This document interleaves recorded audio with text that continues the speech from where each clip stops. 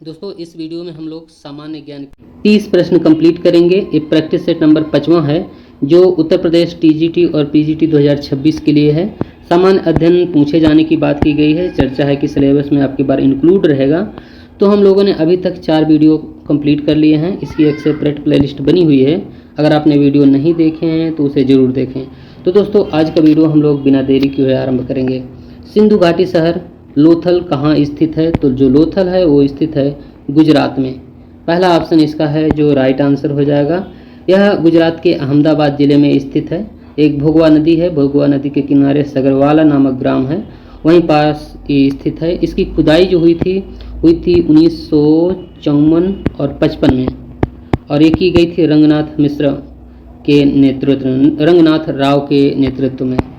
आगे question number दूसरा है, दो सागरों या महासागरों के मध्य भूमि की सक्रिय स्थल पट्टी को क्या कहा जाता है? तो जलडमरू मध्य कहा जाता है। क्वेश्चन नंबर तीसरा है, तीसरे में दिया है चंद्रगुप्त विक्रमादित्य किस वंश से संबंधित थे? तो ये गुप्त वंश से संबंधित थे और चंद्रगुप्त द्वितीय को विक्रमादित्य भी कहा गया है। इसे देवराज या देवगुप्त के नाम से भी जाना जाता है। और चंद्रगुप्त द्वितीय विष्णु के अनन्य भक्त थे जिसकी सर्वोपरि उपाधि परम भागवत थी। क्वेश्चन नंबर है चौथे में है सल्तनत कालीन सुल्तानों में किसने इक्तादारी प्रथा चलाई थी? तो इल्तुतमिश के द्वारा इक्तादारी प्रथा चलाई गई थी। दिल्ली सल्तनत में सैनिक अधिकारियों को वेतन के बदले इक्ता का मतलब होता है भूमि प्रदान करना। वेतन के बदले भूमि प्रदान करना ही इक्तादारी प्रथा कहलाई। क्वेश्चन है 5वां नंबर, वह गवर्नर जनरल कौन था जिसने भारतीय शासन प्रशासन में स्थानीय मंत्रियों की नीति का निरूपण किया था? दोस्तों इसमें चौथे में विलियम बेंटिंग लिख गया था। जो रियल में इसका जो आंसर है इसमें लॉर्ड वेलेस्ली है।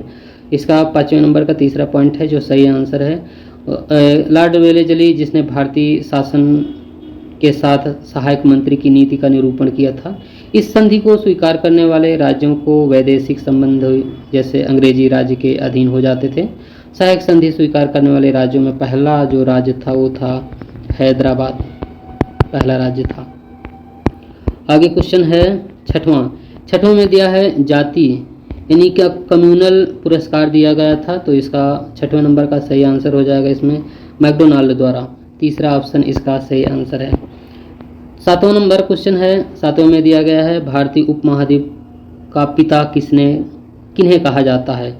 भारतीय उपमहाद्वीप का पिता, तो 7वें नंबर का जो राइट आंसर हो जाएगा इसमें बाल गंगाधर तिलक इसका सही आंसर है।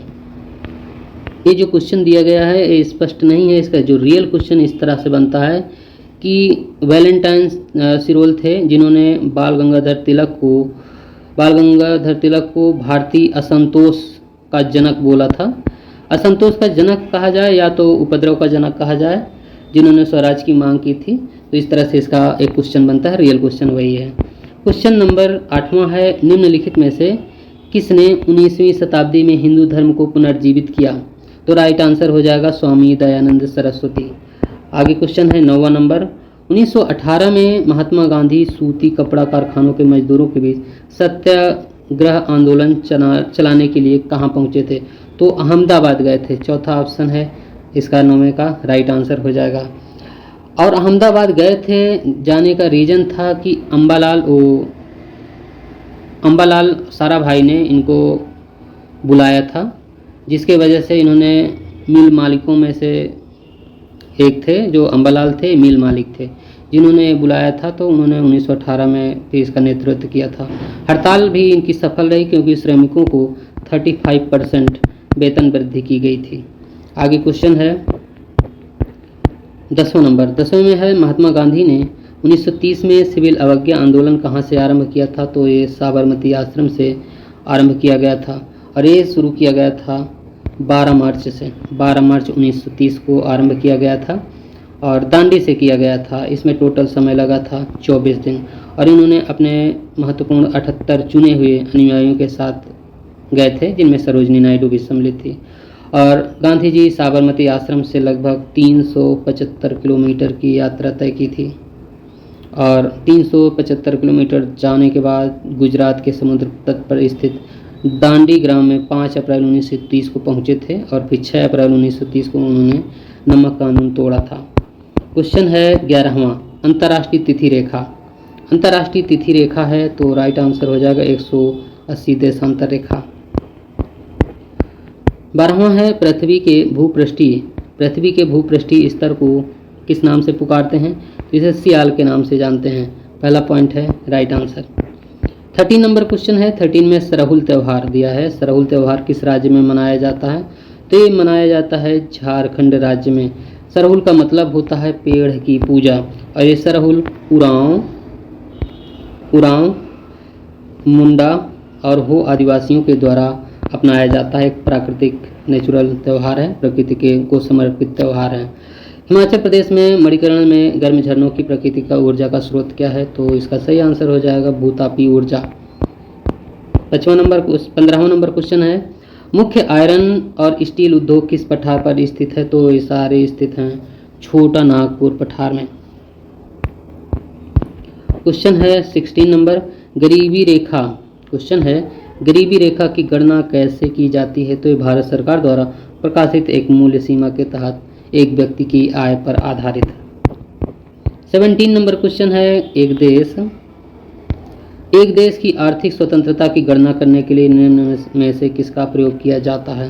तो इसका सही आंसर है विधि शासन, नियामक क्षमता, बाजार खुलापन, सरकार का आकार।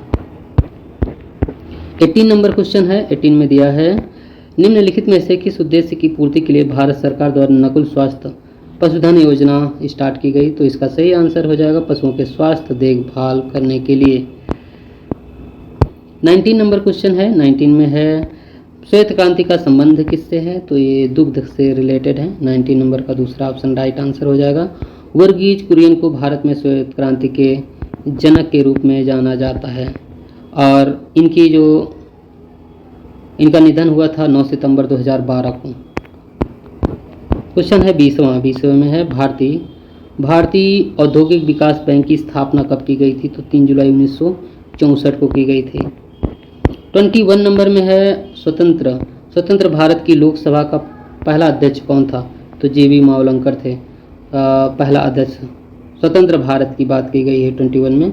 दोस्तों इसमें पहले अगर देखा जाए 1947 के पहले जो सरकार बनती थी तो लोकसभा अध्यक्ष को प्रेसिडेंट कहा जाता था। जब हमारा देश स्वतंत्र नहीं था तो लोकसभा स्पीकर को ही प्रेसिडेंट कहा जाता था। और स्वतंत्रता से पूर्व भी जो बने थे स्पीकर, उसमें सर फ्रेडरिक वाइट है, विट्ठल भाई पटेल भी हैं, मोहम्मद याकूब हैं, इब्राहिम रहीमतुल्ला हैं, सर सम्मुख रेड्डी हैं, अब्दुल रहीम।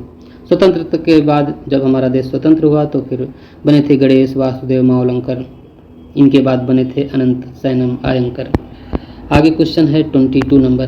22 में है, किस देश की संविधान से भारत ने राज्य के नीति निर्देशक तत्व सिद्धांत को धारण किया था? तो आयरलैंड गणतंत्र से।